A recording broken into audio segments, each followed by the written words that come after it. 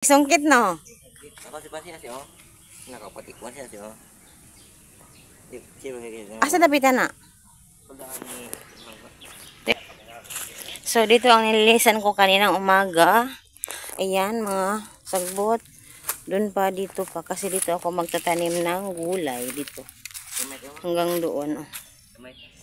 Oo. Susunugin namin itong mga basura guys. Yan. Unsa? Oo. Ito kayo magagarden ng gulay, kamote, alagbati, at itong patula. Hala! Yun sa manimuni diri. Oh, nawala na ang patula. Oo. Tanggalan eh. Tanggala. Oh, patula oh, tanggala. Sayang ang patula guys, hindi nakita ni Dudong. Ayan. Ayan, dyan ko yan paanohin yung patula. Mayroon pang isa oh. Ayan. Ito kayo mag-garden kasi sobrang init ng paligid.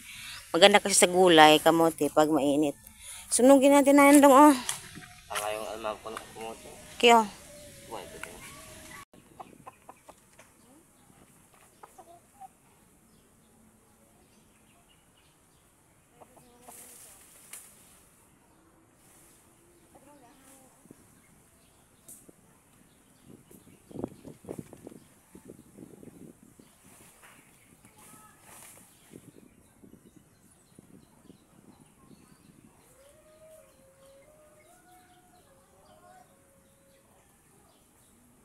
Tubig dong.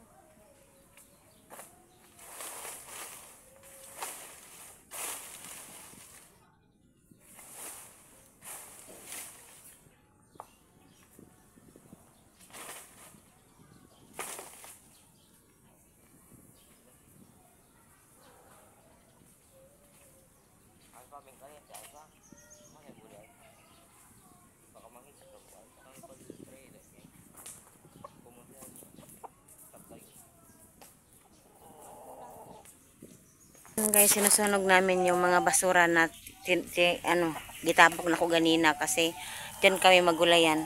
Dyan ako, si Dudong hindi naman. Pag walang klase, wala na palang klase ngayon kasi bakasyon na. May kasama na ako magulayan ang aking anak. So pupunta rin nito ang tatay ko at kapatid. Bunso naming babae. Dalawa lang kaming babae guys, bunso at eldest. So yun. So manguha din kami ng kahoy guys, yan oh. Mga kahoy, mga panggatong kasi may isda kami binigay. Kailangan namin ng panggatong kasi namin yun. Piprituhin, wala kaming panggatong, manguha din kami dalawa ni Dudong. Marami dito, tingnan niyo, maraming panggatong.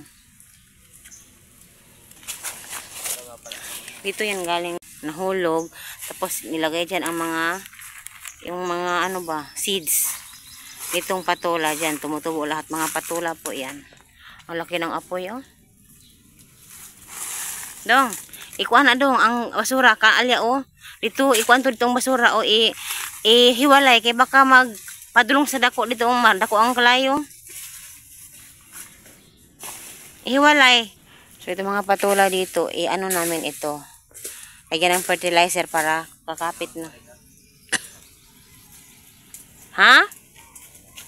Kuha siya ng tubig para para precaution niya lang guys, baka ang apoy ba kung saan pupunta, mabuti na lang may tubig para dayon, maapula ang apoy kasi nakakatakot ang init. Ito maraming panggatong, ayan, kukuha kami ngayon ng panggatong. Itong saging na aming ginano oh, try i-save, parang mamamatay man kasi hindi manik silagyan ng lupa. Ayan oh, sayang. Ayan, hindi ko alam kung masisave pa ito. So sobrang init guys oh. Pero may mga clouds ba, yun, parang uulan, baka uulan din ito bukas o mamayang hapon. So yun, mga ferns oh, ang ganda-ganda tingnan, di ba? Yun. Kumuha kami ng panggatong mamaya-maya. Pero magsunog muna kami.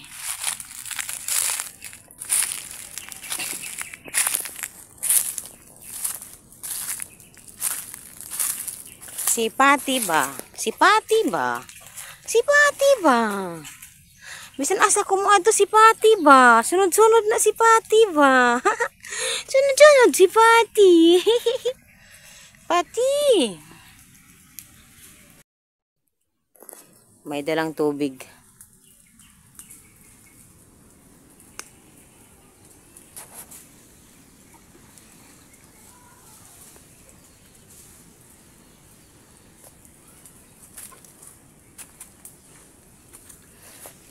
Hmm? Namaya dyan, Loya.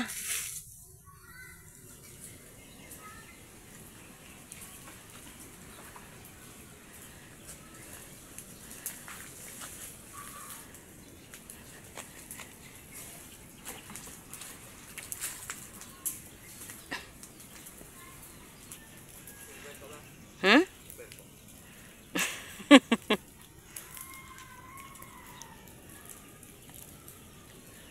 Kanina umaga ko ito nilinis lahat. Pero hindi pa ito sapat. Kailangan tanggalin pa yan, oh. Yun.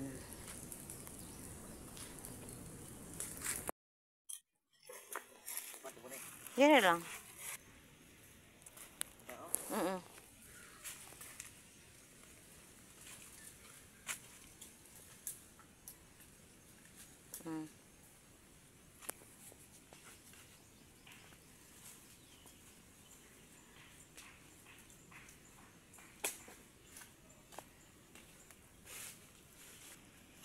Mga nagkahoy.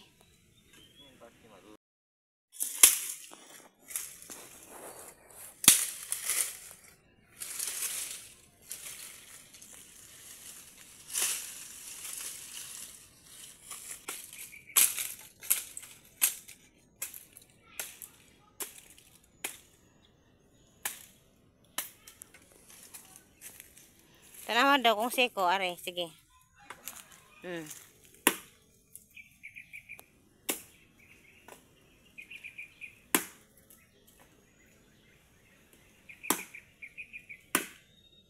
Ibalian na lang.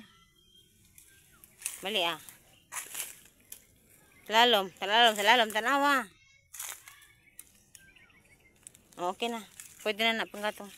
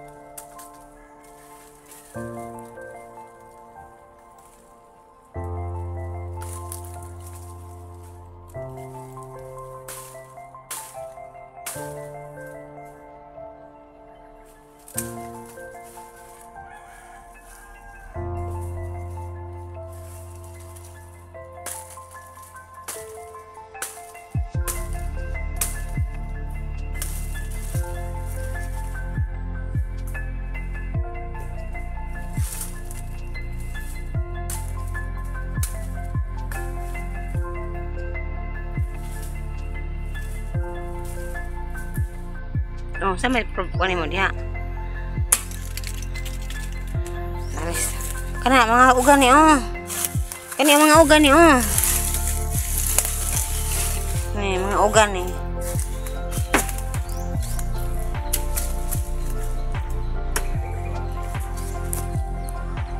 Diyan guys ang aming landahan or tapahan ba kanabang kuanan og lubi para himong kopra kaso lang nabundakan og kahoy nalbagsakan na wala na. Mo kami ng panggatong si Lolo Orik andun guys. So, tingnan niyo si Lolo Orik. Ayun, si Lolo Orik nakahiga. Ayan oh. Nakahiga. Ha? O pwede.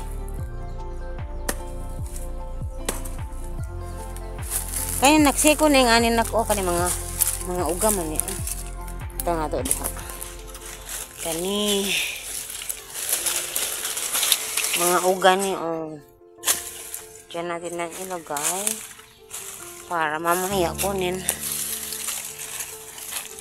Yan. Dito po ang garden ako. Diyan. Gulay. Diyan kaya sinunog ko mga sagbot. Doon pa oh. Tanggalin ko pa yung mga sagbot dyan. Dong. So, yan. Si Chris na masada as usual para may bigas kami. Kasi walang ibang asahan ngayon sa bigas ay si Chris lang. Kasi siya lang ang may income, trabaho. Pero wala din masyadong pasahero. Pero nagsusumikap din naman. Pero minsan talaga kulang na kulang. Pero tayo magawa, ganoon talagang buhay. Wala akong trabaho ngayon. So yan.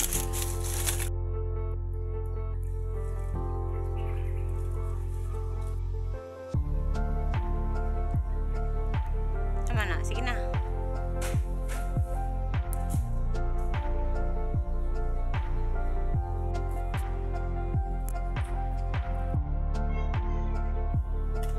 Hoy!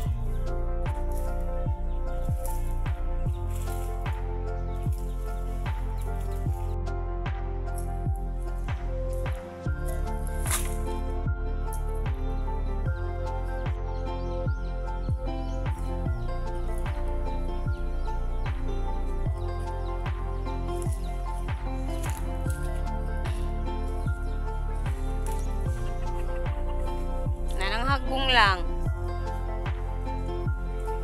Baby. Ikaw na. Kabakay.